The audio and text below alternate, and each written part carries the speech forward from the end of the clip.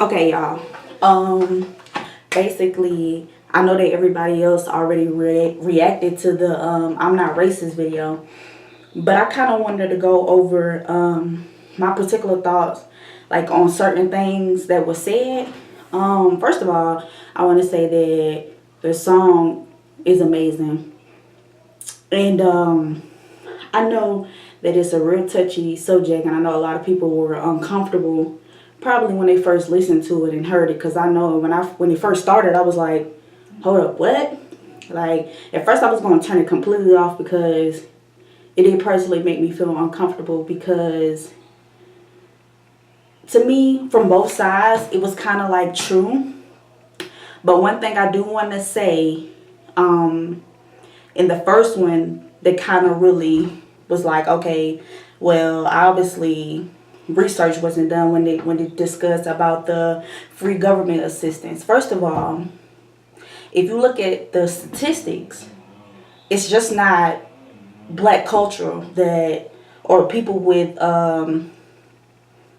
black backgrounds or whatever you want to say when it comes to blacks. They're not the only one, or we're not the only one that's on living assistance. If you actually look it up, no offense, it's really equal on all sides, especially when you really do research and look at the statistics when it comes to food stamps and all that stuff is just not blacks who get benefits from that. We're not the only ones. So that kind of bothered me when that was stated, because that's not true. um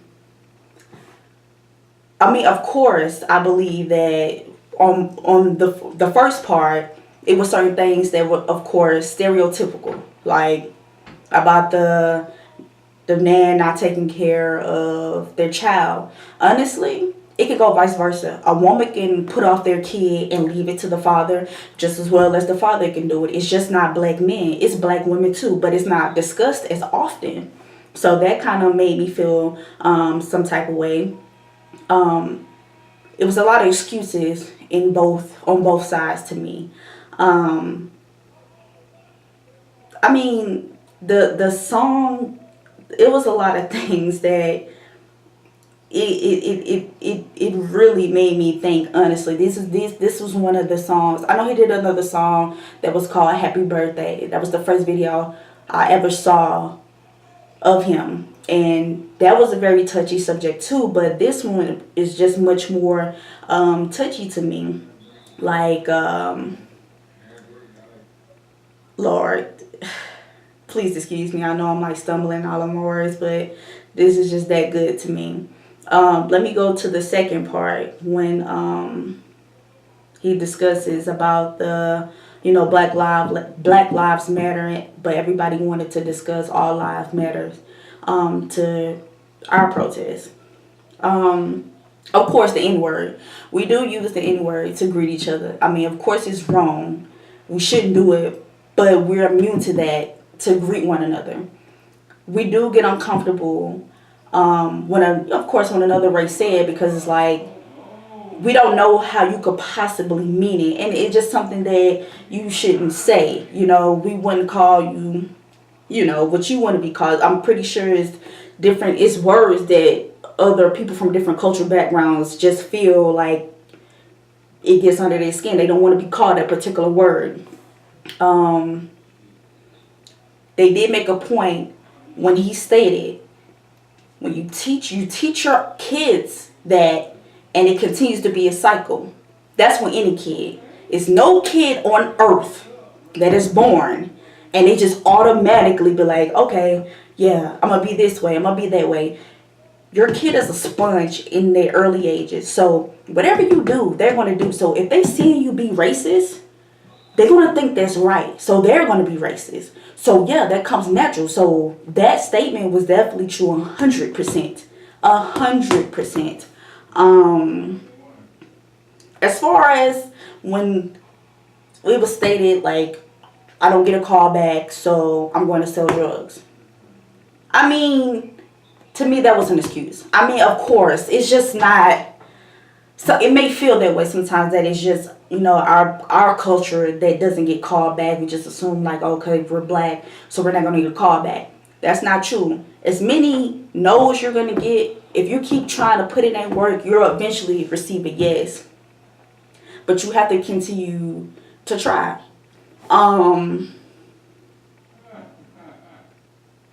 It but the rest of the things that was stated, I must say that it's true. I mean, it's really true. But then again, it's like, what does color have to do with anything? And it really irks me and pisses me off, because just because somebody might be darker or lighter, it's stupid. And then not even only that, I know to get kind of off subject, but in our own personal culture, we do the same thing to each other. Like, if someone's dark skinned and someone's light skinned, it's like we're being racist to our own selves, which is so stupid to me as well. Like, it's just dumb. It's just a lot of things on both sides, or anybody from a different cultural background. If you want to get to know and understand someone better, all you gotta do is just ask and talk to them to get a better understanding of them. Because it don't matter what color you are. Everybody has a different cultural background. Everybody was raised differently. Everybody wasn't raised in the hood. I mean, because he did make that comment in the first rap, but we should put the Mexicans in the ghetto or in the hood. Like, to me, that was just, Lord have mercy. But you have people that are raised in better homes. You have some people that's raised with a silver spoon, and you have some that's not, whether they white or black. You have white people, that's raised in not a good home, then wasn't born with a silver spoon. And you have black people that were born with a silver spoon. So it goes vice versa, which I don't know why color plays a part in anything when it shouldn't.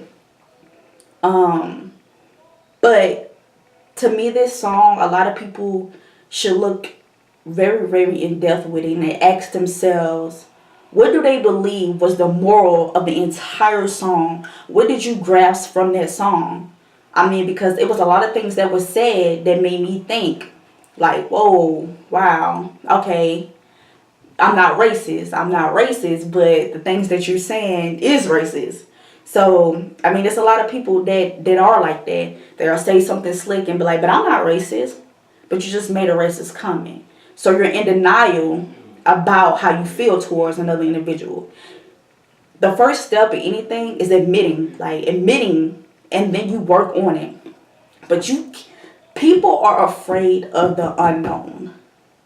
If you don't know, if something is odd to you and you don't understand it, you automatically assume that it's out the norm. So when people see something that's out the norm, the first thing they do is reject it. So for you not to reject something, learn it. Try to understand it. But don't abuse it. Don't be mean to it. Don't be rude to it. Like, it's crazy. And it's crazy. And I mean, I know I'm probably going to get some rude comments. People probably going to say something like, oh, no. Honestly, I don't care what anybody has to say. Because everybody is prone to their own opinion. I have my opinions, as well as everybody else in the world has their own opinion. But it's like 1 o'clock in the morning, my guy. And I'm really sitting in the bathroom recording this. And I just wanted to go ahead and get it off my chest. It was a lot more that was on my mind. But at the moment, you know how you see something and it just automatically have you tongue-tied. But you have all these things going on in your head at one time. It's so jumbled up, you don't know how to get it out. So that's kind of where I'm at right now. But, oh my God, yo. When I say my reflection scared the crap out of me, yo, I swear to God, that just scared me. Hello. Bruh, I'm done. Because when I said that just scared me, yo, I'm done. I'm done with this because my chest hurting. I'm done. I'm a scared cat. My chest hurting.